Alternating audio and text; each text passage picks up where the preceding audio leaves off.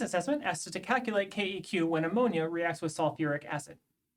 Our equation for KEQ is 10 to the product pKa minus the reagent pKa, which means we need to know the pKa of the acids on each side of the equation. The acid on the reagent side of the equation is sulfuric acid. Sulfuric acid has a pKa of around -3 or so. The pKa on the product side is the protonated nitrogen, the ammonium cation, and the ammonium cation has a pKa of around 10 or so. So we can use these values to calculate KEQ for this equilibrium. KEQ then is going to be equal to 10 to the product pKa, which is 10, minus the reagent pKa, which is -3. That gives us a KEQ for this acid-base reaction of 10 to the 13th. This reaction favors the products with a KEQ of 10 to the 13th.